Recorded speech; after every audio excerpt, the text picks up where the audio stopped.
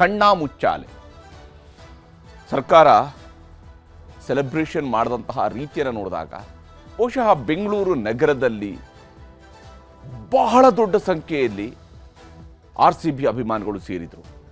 ಹೇಗೆ ಅರ್ಜೆಂಟೀನಾ ತಂಡ ಗೆದ್ದಾಗ ಅರ್ಜೆಂಟೀನಾದಲ್ಲಿ ಲಿಯೋನಲ್ ಮೆಸ್ಸಿ ಅಭಿಮಾನಿಗಳು ಯಾವ ಸ್ವರೂಪದಲ್ಲಿ ಅರ್ಜೆಂಟೀನಾದಲ್ಲಿ ಮೆರವಣಿಗೆ ಮಾಡಿದರು, ಯಾವ ಸ್ವರೂಪದಲ್ಲಿ ಮುಂಬೈನಲ್ಲಿ ಮೆರವಣಿಗೆಯನ್ನು ಮಾಡಿದರು ಟೀಮ್ ಇಂಡಿಯಾ ಗೆದ್ದಂತಹ ಸಂದರ್ಭದಲ್ಲಿ, ಅದೇ ಸ್ವರೂಪದಲ್ಲಿ ಆಗಬಹುದಾಗಿದ್ದಂತಹ ಒಂದು ಅಭಿಮಾನಿಗಳ ಸಾಗರ ನೆರೆದಿತ್ತು. ದುರಂತ ಅಂತ ಹೇಳಿದರೆ ಯಾವುದಕ್ಕೂ ತಯಾರಿ ಇರಲಿಲ್ಲ, ಯಾವುದಕ್ಕೂ ಒಪ್ಪಿಗೆ ಇರಲಿಲ್ಲ, ಯಾವುದಕ್ಕೂ ಅನುಮತಿ ಇರಲಿಲ್ಲ. ಯಾರೂ ಕೂಡ ನಿರ್ಧಾರ ಕೈಗೊಂಡಿಲ್ಲ. ನಾವಲ್ಲ ಅಂತ ಈಗ ಹೇಳ್ತಾ ಇದ್ದಾರೆ. ಅಮಾನತುಗಳ ಮೇಲೆ ಅಮಾನತು ಮಾಡ್ತಿರೋ ವರ್ಗಾವಣೆ ಆಗ್ತಾ ಇದೆ, ತಲೆದಂಡಗಳು ಆಗ್ತಾ ಇದ್ದಾವೆ. ಹೇಗೆ ನಡೀತಿದೆ ಈ ಕಣ್ಣಾಮುಚ್ಚಾಲೆ ಅಂತ ನಿಮಗೆ ತೋರಿಸ್ತೀನಿ.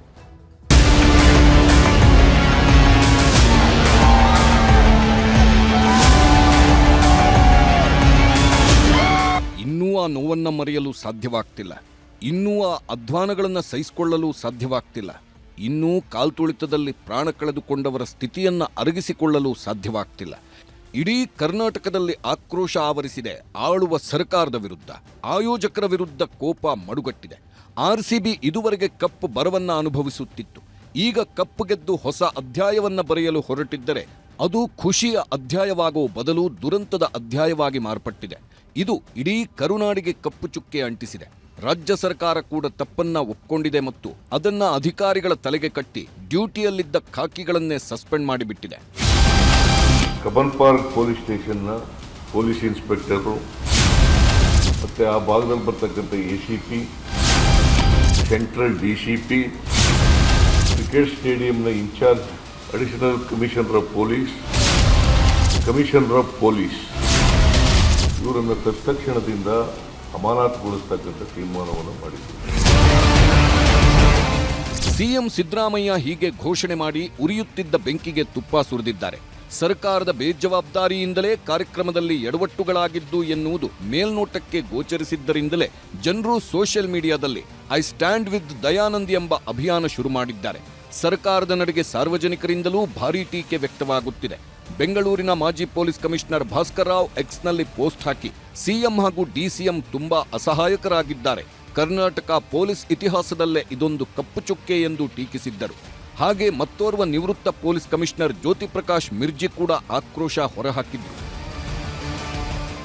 ಇದು ಯಾರಿಗೋ ಮೆಚ್ಚಿಸ್ಲಿಕ್ಕೋಸ್ಕರ ಅಥವಾ ಅವರು ತಪ್ಪಿಸ್ಕೊಳ್ಳಿಕ್ಕೋಸ್ಕರ ಅಥವಾ ಈ ಮಾಧ್ಯಮದಿಂದ ತಪ್ಪಿಸ್ಕೊಳ್ಳಿಕ್ಕೋ ಅಥವಾ ಜನಗಳು ಪ್ರೆಷರ್ ಯಾವುದೋ ಪ್ರೆಷರಿಂದ ಇದು ಮಾಡಿದ್ದಾರೆ. ಯಾರು they have not applied there mind ಅಂತ ಸರ್ಕಾರ has not applied is mind. ಈಗ ನೋಡಿ, ನಮ್ಮ ದಯಾನಂದ್ ಸಹಿತ 95 ಅಥವಾ 94ರಿಂದ ಅವನು 30 ವರ್ಷ ಸರ್ವಿಸ್ ಮಾಡಿದ್ದಾನೆ. ಎಲ್ಲಿಯೂ ಅವನಿಗೊಂದು ಕಪ್ಪು ಚುಕ್ಕೆ ಇಲ್ಲ. ಅವನು ನಮ್ಮ ರಾಜ್ಯದಲ್ಲಿ ಇದಾನೆ ಅನ್ನೋದೇ ನಮಗೊಂದು ಹೆಮ್ಮೆ. ರಾಜ್ಯದ ಮುಖ್ಯಮಂತ್ರಿಗಳಿಗೆ ನಾನು ಆಗ್ರಹಪೂರ್ವಕವಾಗಿ ಮನವಿ ಮಾಡಿಕೊಳ್ತಕ್ಕಂಥದ್ದು ಏನಂದರೆ, ಈಗಲೂ ಕಾಲು ಮಿಂಚಿಲ್ಲ. ಒಳ್ಳೆಯ ಅಧಿಕಾರಿಗಳಿಗೆ ಈ ರೀತಿ ವಿನಾಕಾರಣ ಅಂದರೆ ನಿಜ ಸರಿಯಾದಂಥ ಗ್ರೌಂಡ್ ಇಲ್ಲದೆ ಶಿಕ್ಷೆ ಕೊಡೋದು ಇದು ಆಗಲ್ಲ. Suspension is not A punishment ಅಂತ ಹೇಳ್ತಾರೆ, ಬಟ್ ಅದರಿಂದ ಆಗ್ತಕ್ಕಂಥ ಆಘಾತ, ಅವಮಾನ, ಮಾನಸಿಕ ಯಾತನೆ ಅಂತಕ್ಕಂಥದ್ದು ಭಾಳ ದೊಡ್ಡದಿದೆ. ಹೀಗೆ ನಿವೃತ್ತ ಅಧಿಕಾರಿಗಳು ಮುಗಿಬೀಳುತ್ತಿದ್ದಂತೆ ಪ್ರತಿಪಕ್ಷಗಳು ಕೂಡ ಅಲರ್ಟ್ ಆಗಿವೆ. ಸರ್ಕಾರದ ವಿರುದ್ಧ ಆಕ್ರೋಶ ಹೊರಹಾಕಿದ್ದಾರೆ. ಕಮಿಷನರ್ ದಯಾನಂದ್ ಪರವಾಗಿ ಬ್ಯಾಟ್ ಬೀಸಿದ್ದಾರೆ. ದಯಾನಂದ್ ಸರ್ ಒಂದು ಫೈನೆಸ್ಟ್ ಆಫೀಸರ್ ಅವರು. ನಾನು ಅವ್ರನ್ನ ಮೈಸೂರಿನಲ್ಲಿ ನೋಡಿದ್ದೀನಿ. ನಮ್ಮ ದಸರಾನ ಅಚ್ಚುಕಟ್ಟಾಗಿ ನಡೆಸ್ಕೊಟ್ಟಿದ್ದಾರೆ. ಅವರು ಇಂಟೆಲಿಜೆನ್ಸ್ ಹೆಡ್ ಆಗಿದ್ದಾಗಲೂ ಕೂಡ ಕರ್ನಾಟಕದಲ್ಲಿ ಅಷ್ಟು ಅಚ್ಚುಕಟ್ಟಾಗಿ ಅವರು ಕಾರ್ಯನಿರ್ವಹಿಸಿದ್ದಾರೆ. ಅವರು ಮಂಗಳೂರಿನಲ್ಲಿ SP ಆಗಿದ್ದಾಗಲೂ ಇರಬಹುದು, ಎಲ್ಲ ಕಡೆ ಹೋದ ಕಡೆ ಎಲ್ಲರೂ ಕೂಡ ದಯಾನಂದ್ ಸರ್ ಒಳ್ಳೆ ಹೆಸರು ತಗೊಂಡ್ಬಂದಿದ್ದಾರೆ. ಒಬ್ಬ ಒಳ್ಳೆ ಅಧಿಕಾರಿಗೆ ಇಷ್ಟು ವರ್ಷದ ಅವರ ಕರಿಯರಿಗೆ 35-40 ವರ್ಷದ ಕರಿಯರಿಗೆ ಇವತ್ತೊಂದು ಒಂದು ಕಪ್ಪು ಚುಕ್ಕಿನ ನೀವು ಅಂಟಿಸಿದ್ರಲ್ಲ ಸರ್. ಯಾಕೆ? ನಿಮ್ಮನ್ನು ಉಳಿಸ್ಕೊಳ್ಬೇಕು, ನಿಮ್ಮ ಚೇರ್ ಉಳಿಸ್ಕೊಳ್ಬೇಕು. ನೀವು ಯಾರು ನೈತಿಕ ಹೊಣೆ ಹೊರಲಿಕ್ಕೆ ರೆಡಿ ಇಲ್ಲ. ಅದಕ್ಕೋಸ್ಕರ ಒಬ್ಬ ಒಳ್ಳೆ ಅಧಿಕಾರಿ ಮೇಲೆ ನೀವು ಇವತ್ತು ಗೂಬೇರ್ ಕೂರಿಸ್ತಿರಲ್ಲ ಸರ್. ಕರ್ನಾಟಕ ರಾಜ್ಯದಲ್ಲಿ ಅದರಲ್ಲೂ ಸಹ ಈ ತರ ಒಂದು ರೀತಿಯ ಸ್ಟ್ಯಾಂಪೇಡ್ ಆಗಿರ್ತಕ್ಕಂಥದ್ದು ಇತಿಹಾಸದಲ್ಲಿ ಮೊದಲನೇ ಬಾರಿಗೆ. ಆದ್ರಿಂದ ಕಮಿಷನರ್ ಅವರು one of the cleanest commissioner, ಅದ್ರ ಬಗ್ಗೆ ಯಾರಿಗೂ ಡೌಟ್ ಬೇಕಾಗಿಲ್ಲ. ಭ್ರಷ್ಟಾಚಾರವನ್ನು ಸಂಪೂರ್ಣವಾಗಿ ಡಿಪಾರ್ಟ್ಮೆಂಟ್ ಅಲ್ಲಿ ಕಮ್ಮಿ ಮಾಡಿದಂಥ ಮನುಷ್ಯ ಅವರು. ಈ ವಿಚಾರದಲ್ಲಿ ಏನಾಗಿದೆ ಅಂತ ಹೇಳಿ ಅದು ಕ್ಯಾಬಿನೆಟ್ ತೀರ್ಮಾನ ಆಗಿರೋದ್ರಿಂದ ಅದ್ರ ಬಗ್ಗೆ ನಾನು ಏನು ಹೇಳಲಿಕ್ಕಾಗೋದಿಲ್ಲ. ಇದೇ ವೇಳೆ ಇಕ್ಕಟ್ಟಿಗೆ ಸಿಲುಕಿದ್ದ ಸರ್ಕಾರದ ಮೇಲೆ ವಾಗ್ದಾಳಿ ನಡೆಸಲು ದೋಸ್ತಿ ಪಕ್ಷಗಳು ಜೊತೆಗೂಡಿದ್ದವು. ಇಂದು ಎಚ್ಡಿಕೆ, ವಿಜಯೇಂದ್ರ ಹಾಗೂ ಆರ್ ಅಶೋಕ್ ಜಂಟಿ ಸುದ್ದಿಗೋಷ್ಠಿ ನಡೆಸಿ ಸರ್ಕಾರದ ವಿರುದ್ಧ ಹರಿಹಾಯ್ದರು. ಸಿಎಂ ರಾಜಕೀಯ ಕಾರ್ಯದರ್ಶಿ ಕೆ ಗೋವಿಂದರಾಜ್ ಅವರ ನಡೆ ಹಾಗೂ ಗುಪ್ತಚರ ಇಲಾಖೆ ವೈಫಲ್ಯಗಳ ಬಗ್ಗೆ ಕುಮಾರಸ್ವಾಮಿ ಗಂಭೀರ ಆರೋಪ ಮಾಡಿದ್ರು. ಆ ರಾಜಕೀಯ ಕಾರ್ಯದರ್ಶಿನೇನೋ ಮಾಡಿ ಇಟ್ಕೊಂಡಿದ್ದಿಲ್ಲ, ಅದು ಯಾಕೋ ಒಂದು ಕಡೆ ಯಾಕೆ ಇಟ್ಕೊಂಡಿದ್ದೀರೋ ಗೊತ್ತಿಲ್ಲ. ಏನು ರಾಜಕೀಯ ಕಾರ್ಯದರ್ಶಿ ಕೆಲಸ ಮಾಡಿದಾರೋ ಗೊತ್ತಿಲ್ಲ. ಮೊದಲು ಅಂತರ್ನೆಲ್ಲ ಹೊರಗಾಕಿ ಏನಾದ್ರು ಒಂದು ಮರ್ಯಾದೆ ಬರಬೇಕು ಅಂದರೆ, ಇವತ್ತು ಏನಾದರೂ ಮೊನ್ನೆ ಘಟನೆಗೆ ಅಧಿಕಾರಿಗಳ ತಪ್ಪು ಎಲ್ಲೋ ಇಲ್ಲ ಅಂತಕ್ಕಂಥದ್ದಕ್ಕೆ FIR ಒಂದೇ ಸಾಕು. ಹೀಗೆ ದೋಸ್ತಿ ಪಕ್ಷಗಳ ಸುದ್ದಿಗೋಷ್ಠಿಯಲ್ಲಿ ಗೋವಿಂದರಾಜ್ ವಿರುದ್ಧ ಆಕ್ರೋಶ ಹೊರಬೀಳುತ್ತಿದ್ದಂತೆ ಸರ್ಕಾರ ಅಲರ್ಟ್ ಆಗಿದೆ. ಗೋವಿಂದರಾಜ್ ಅವರನ್ನ ಸಿಎಂ ರಾಜಕೀಯ ಕಾರ್ಯದರ್ಶಿ ಹುದ್ದೆಯಿಂದ ಕೈಬಿಡಲು ಸಿದ್ದರಾಮಯ್ಯ ತೀರ್ಮಾನಿಸಿದ್ರು. ಅಲ್ಲದೆ ಗುಪ್ತಚರ ಇಲಾಖೆಯ ಮುಖ್ಯಸ್ಥ ಹೇಮಂತ್ ನಿಂಬಾಳ್ಕರ್ ಅವರನ್ನು ವರ್ಗಾವಣೆ ಮಾಡಿ ಆದೇಶ ಹೊರಡಿಸಿದೆ. ಯಾವಾಗ ಪ್ರತಿಪಕ್ಷದವರ ಸುದ್ದಿಗೋಷ್ಠಿ ನಂತರ ಸರ್ಕಾರ ಮತ್ತಿಬ್ಬರ ತಲೆದಂಡ ಪಡೆಯಿತೋ, ಪ್ರತಿಪಕ್ಷ ಬಿಜೆಪಿ ಸರ್ಕಾರವನ್ನ ಮತ್ತಷ್ಟು ಇಕ್ಕಟ್ಟಿಗೆ ಸಿಲುಕಿಸಲು ಮುಂದಾಗಿದೆ. ಸಿಎಂ ಸಿದ್ದರಾಮಯ್ಯ, ಡಿಸಿಎಂ ಡಿಕೆ ಶಿವಕುಮಾರ್, ಗೃಹ ಸಚಿವ ಪರಮೇಶ್ವರ್ ವಿರುದ್ಧ ಕಾನೂನು ಹೋರಾಟಕ್ಕೆ ಮುಂದಾಗಿದೆ. ಸುದ್ದಿಗೋಷ್ಠಿಯಲ್ಲೇ ಮೈತ್ರಿ ನಾಯಕರು ಸರ್ಕಾರದ ವಿರುದ್ಧ ಮುಗಿಬಿದ್ರು. ಕೇಂದ್ರ ಸಚಿವ ಕುಮಾರಸ್ವಾಮಿ ಮಾತ್ರ ನೇರ ಡಿಕೆ ಶಿವಕುಮಾರ್ ವಿರುದ್ಧವೇ ಮುಗಿಬಿದ್ರು. ವಿಧಾನಸೌಧದ 20 ಗಂಟೆ ಆದಮೇಲೆ ಕಣ್ಣಲ್ಲಿ ನೀರು ಹಾಕಿ, ಅದು ಕಣ್ಣಲ್ಲಿ ನೀರು ಹಾಕಿದ್ದು ನೋಡಿದ್ರೆ ಏನು ಯಾರೋ ಆ ಥರ ಆನಂದ ಭಾಷೆಯೋ ಅಥವಾ ದುಃಖದ ಭಾಷೆಯೋ ಗೊತ್ತಿಲ್ಲ ನನಗೆ. ಆ ಕಣ್ಣಲ್ಲಿ ನಡೋಕ್ಕೂ ಯಾವ ರೀತಿ ಹೃದಯದಿಂದ ಬರಬೇಕು ಕಣ್ಣೀರು. ಜನಗಳ ಮುಂದೆ ಡ್ರಾಮಾ ಮಾಡಿದ್ರೆ ಆ ಕಣ್ಣೀರು ಬರಲ್ಲ, ಹೃದಯದಿಂದ ಬರಬೇಕದೆಲ್ಲ. ನಾನು ಹೆಣದ ಮೇಲೆ ರಾಜಕಾರಣ ಅವ್ರು ಮಾಡ್ತಾ ಇದ್ದಾರೆ, ನಾವು ಹೆಣದ ಮೇಲೆ ರಾಜಕಾರಣ ಮಾಡ್ತಿಲ್ಲ. ನಮಗೆ ಸಿನ್ಸಿಯಾರಿಟಿ ಇದೆ. ನಾನು ಕಣ್ಣಲ್ಲಿ ನಮ್ಗೆ ನೀರು ಬಂದದಕ್ಕೆ ಬೇಕಾದ್ರೆ ಮಾಡ್ಬೋದು. ಇವ್ರು ಏನೇನು ಯಾವ ಸಂದರ್ಭದಲ್ಲಿ ಇವ್ರ ಕಣ್ಣೀರು ಏನೇನಾಯ್ತು, ನಾನು ಎಲೆಕ್ಷನ್ ಟೈಮಲ್ಲಿ ಯಾವ ಜಿಲ್ಲೆಯಲ್ಲಿ ಏನೇನು ನಡೆದಾಗ ಯಾರ ಕುಟುಂಬದ ವಿಚಾರಗಳನ್ನ ಈಗ ನಾನು ಮಾತಾಡಕ್ಕೆ ಹೋಗಲಿಲ್ಲ. ಆಗ ಎಷ್ಟು ಜನ ಯಾವ ಕಣ್ಣು ನೀರು ಒರೆಸಿದ್ರು, ಯಾರು ಮಾತಾಡಿದ್ರು, ಆ ಬಿಜೆಪಿಯವರೆಲ್ಲ ಮಾತಾಡಿದ್ರ ಅವೆಲ್ಲ ಅಸೆಂಬ್ಲಿಗೆ ಇಲ್ಲಿ ಮಾತಾಡಿದ್ರೆ ಮರ್ತೋಗ್ಬಿಡ್ತವೆ. ದಾಖಲೆಗೆ ಬರ್ತದೆ, ನನಗೆ ಗೊತ್ತಿದೆ, ಇದೆಲ್ಲ ಮಾತಾಡ್ತಾರೆ. ಅಲ್ಲಿ ಅವರಿಗೆ ಸನ್ಮಾನ ಅದೆಂತದೋ ನಮ್ಮ RCB ಫ್ಲಾಗ್ ಒಂದು, ಇನ್ನೊಂದು ನಮ್ಮ ಕನ್ನಡ ಫ್ಲಾಗ್. ನಾನು ನಮ್ಮ ಕನ್ನಡ ಧ್ವಜ ಕೊಟ್ಬಿಟ್ಟು ನಾನು ವೆಲ್ಕಮ್ ಮಾಡಿದೆ. ತಪ್ಪೇನಿದೆ? ಏನ್ ಕ್ರೈಮ್ ಮಾಡ್ಬಿಟ್ಟಿದ್ದೀನಿ ನಾನು? ಸಾವು ನೋವಿನಲ್ಲಿ ಒದ್ದಾಡ್ತಾ ಇದ್ದಾರೆ ಜನ. ಇವರು ಅಲ್ಲೂ ಹೋಗ್ಬಿಟ್ಟು ಸ್ಟೇಡಿಯಂನಲ್ಲಿ ಮುತ್ತಿಕೊಂಡು ಕೂತವ್ರೆ. ನಮ್ಮನ್ನ ಯಾಕೆ ಟಾರ್ಗೆಟ್ ಅಂದ್ರೆ ನಮ್ಮ ಕಂಡ್ರೆ ಬಹಳ ಪ್ರೀತಿ ಅವ್ರಿಗೆ. ಅವರು ನಮಗೂ ಅವ್ರಿಗೂ ಬಹಳ ಲವ್ ಇದೆ, ಬಹಳ ಹತ್ತಿರವಾಗಿ ನಮ್ಮ ಕಂಡ್ರೆ ಬಹಳ ಅಪಾರವಾದಂತ ನಮ್ಮ ಮೇಲೆ ಪ್ರೀತಿ ಅವ್ರಿಗೆ ನಮ್ಮ ಕಂಡ್ರೆ. ಅದಕ್ಕೆ ಅವರು ನಮ್ಗೆ ರಾಜೀನಾಮೆ ಕೇಳ್ತಾ ಇದ್ದಾರೆ. ಕೊಡೋಣ ಅವ್ರ ರಾಜೀನಾಮೆ. ಈ ರಾಜ್ಯದ ರೀಲ್ಸ್ ಮಿನಿಸ್ಟರ್ ಏನಿದ್ದಾರೆ, ಏನೋ ದೊಡ್ಡ ಮಟ್ಟದಲ್ಲಿ ಪ್ರಚಾರ ಗಿಟ್ಟಿಸ್ಕೊಳ್ಳೋಕ್ಕೋಸ್ಕರ, ಕ್ರೆಡಿಟ್ ಗೇಮ್ಗೋಸ್ಕರ ಇವತ್ತು ಇಷ್ಟೆಲ್ಲ ಈ ಅವಾಂತರಕ್ಕೆ ಕಾರಣಕರ್ತರಾದಂಥ ಈ ರಾಜ್ಯದ ರೀಲ್ಸ್ ಮಿನಿಸ್ಟ್ರು ಮೊದಲು ಅವರು ಇವತ್ತು ಅವ್ರನ್ನ ಅಮಾನತುಗೊಳಿಸಬೇಕಾಗಿದೆ ಸರ್ಕಾರ, ಅವ್ರನ್ನ ಸಸ್ಪೆನ್ಷನ್ ಇಡಬೇಕಾಗಿದೆ. ನನ್ನ ಬಟ್ ಮಾಡಕ್ಕೆ ಏನಿದೆ? ಅವರು in what way I am responsible?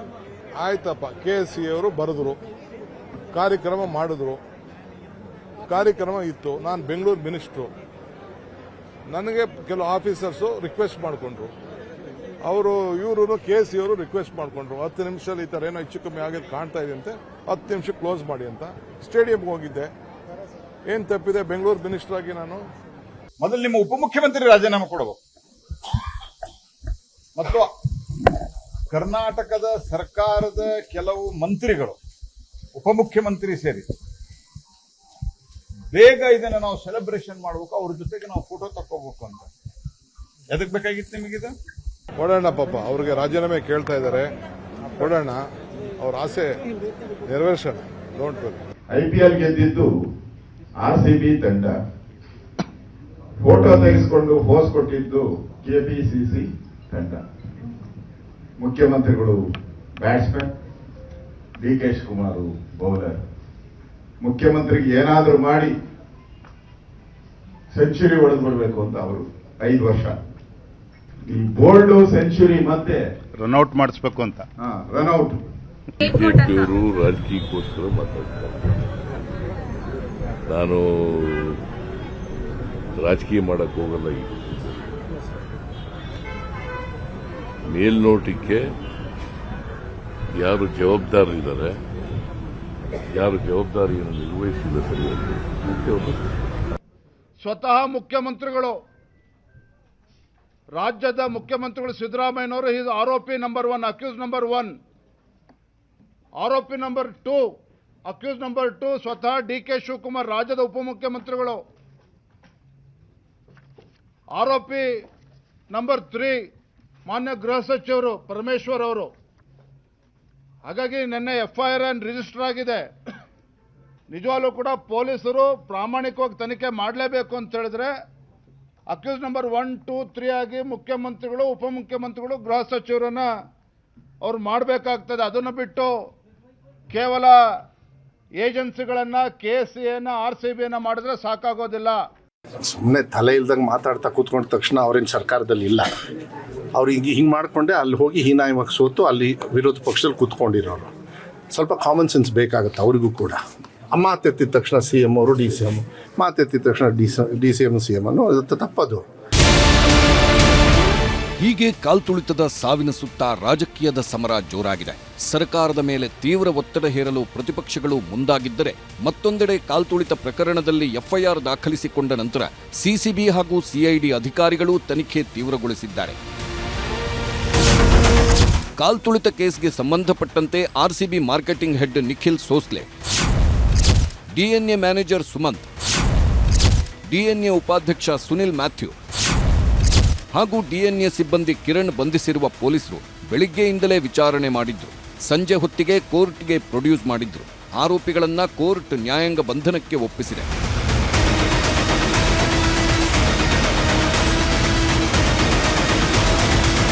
ಇನ್ನೊಂದು ಕಡೆ KSCA ಕೂಡ ಹೈಕೋರ್ಟ್ನಲ್ಲಿ ರಿಟ್ ಅರ್ಜಿ ಹಾಕಿತ್ತು. ವಿಧಾನಸೌಧದ ಮುಂದೆ ಸಂಭ್ರಮಾಚರಣೆಗೆ ಕರೆ ಕೊಟ್ಟಿದ್ದೇ ಸರ್ಕಾರ ಎಂದು ಸರ್ಕಾರದ ಮೇಲೆ ಆರೋಪ ಹೊರಿಸಿದೆ. ಅಲ್ಲದೆ ವಿನಾಕಾರಣ ತಮ್ಮನ್ನ ಟಾರ್ಗೆಟ್ ಮಾಡಿದ್ದು FIR ರದ್ದುಗೊಳಿಸುವಂತೆ ಹೈಕೋರ್ಟ್ಗೆ ಮನವಿ ಮಾಡಿದ್ರು. ವಿಧಾನಸೌಧದ ಮುಂದೆ ಸಂಭ್ರಮಾಚರಣೆಗೆ ಕರೆ ಕೊಟ್ಟಿದ್ದೇ ಸರ್ಕಾರ. CM, DCM ಸಚಿವರು ವೇದಿಕೆಯಲ್ಲಿ ಆಟಗಾರರನ್ನ ಸನ್ಮಾನಿಸಿದ್ದಾರೆ. ಸರ್ಕಾರ ಸಚಿವರ ಮೇಲಿನ ಜನರ ಆಕ್ರೋಶದ ಹಾದಿ ತಪ್ಪಿಸಲು FIR ಹಾಕಿದ್ದಾರೆ. ಘಟನೆಯ ಹೊಣೆಯನ್ನ KSCA ಮೇಲೆ ಹೊರಿಸಲು ಯತ್ನಿಸಲಾಗುತ್ತಿದೆ. ಗೇಟ್ ಬಳಿ ಜನದಟ್ಟಣೆ ನಿರ್ವಹಣೆ RCB ಪೊಲೀಸರ ಕರ್ತವ್ಯವಾಗಿದೆ. ಕರ್ನಾಟಕದ ಕ್ರಿಕೆಟ್ ನಿಯಂತ್ರಣವಷ್ಟೇ KSCA ಜವಾಬ್ದಾರಿ. ಪೊಲೀಸರನ್ನ ಅಮಾನತು ಮಾಡಿ ಲೋಪ ಒಪ್ಪಿಕೊಂಡಿದ್ದಾರೆ.